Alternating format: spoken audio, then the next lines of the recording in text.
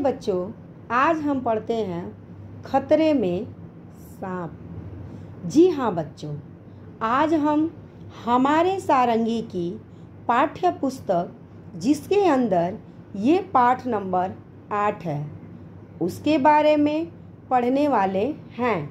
हमारा जो पाठ है खतरे में सांप, इसके अंदर क्या है यह पाठ पढ़ने के बाद ही पता चलेगा, लेकिन कहानी यही बता रहा है कि कहीं ना कहीं सांप पर खतरा है।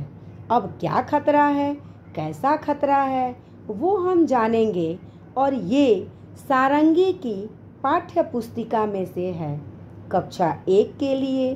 तो चलो इसे पढ़ते हैं और समझने की कोशिश करेंगे और इसके आधार पर दिए गए प्रश्नों के उत्तर अपने आप देने की कोशिश करेंगे। चलिए देखते हैं क्या है इसके अंदर। जैसा कि आप चित्र में देख रहे हैं, ये कुछ मिथिला पेंटिंग जैसा चित्र देख सकते हैं जिसमें 2 झाड़ियां हैं, 2 पेड़ हैं और बेटा यहाँ आप देख सकते हैं एक बंदर है।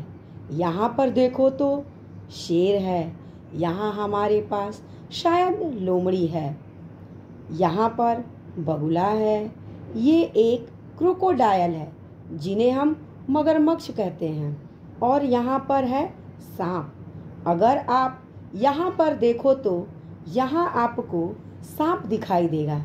चलिए पढ़ते हैं, इस कहानी को ध्यान से सुनेंगे और अपने दिमाग में इमेजिनेशन करने की कोशिश करेंगे।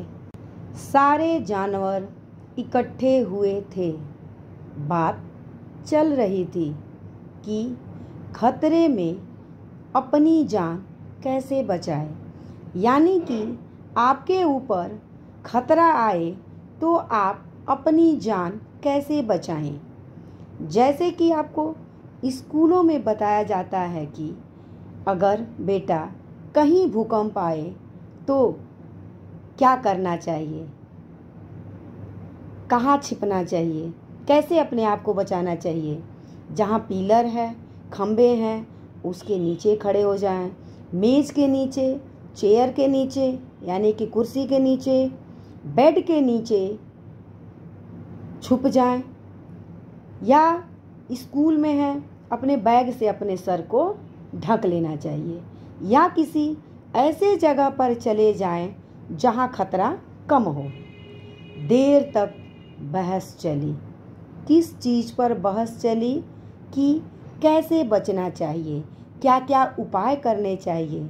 अंत में सबको बंदर की सलाह ठीक लगी।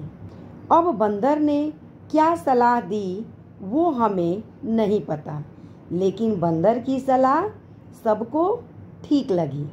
वैसे भी आपको पता है कि बंदर बहुत समझदार जानवर होता है और हमारी जो उत्पत्ति है वो बंदर से मानी जाती है।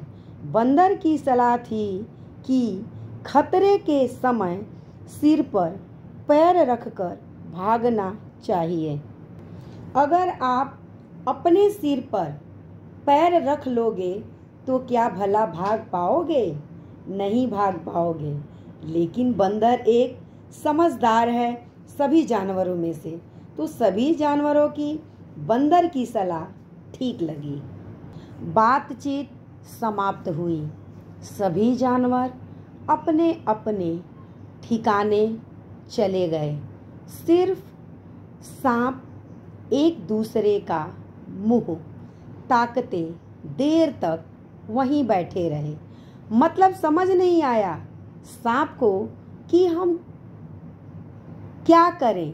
सवाल उठता है कि बच्चों आप मुझे बताओ कि सांप वहाँ पर क्यों बैठे रह गए, क्योंकि सांप के तो पैर ही नहीं होते।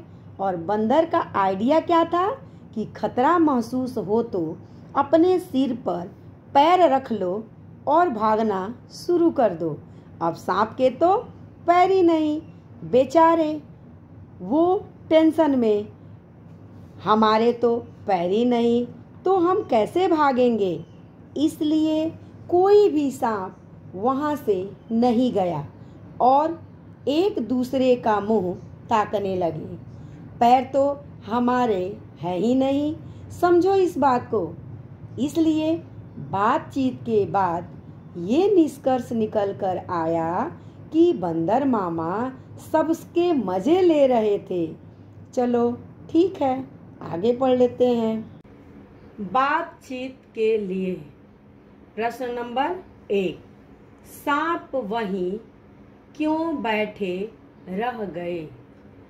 उत्तर, सांप सोचने लगे कि उनके पास तो दौड़ने के लिए पैर ही नहीं है। प्रश्न नंबर 2, आप सांप को क्या सलाह देंगे। उत्तर, वह खतरे के समय बाहर न निकले। प्रश्न नंबर 3, सर पर पैर रखकर भागने का क्या अर्थ है। उत्तर, बहुत तेज भागना। रंग भरिए, बिना रंग भरे चित्र में दिए गए चित्र जैसा रंग भरिए। तो बच्चों, आपको ये स्वयं रंग भरना है जैसा कि आपने चित्र में देखा है। शब्दों का खेल, आओ र पहचाने। प्रश्न, देखिए और बोलिए। र से क्या क्या शब्द हैं। र से रमा, रोटी, रानी, रेल और रस्सी।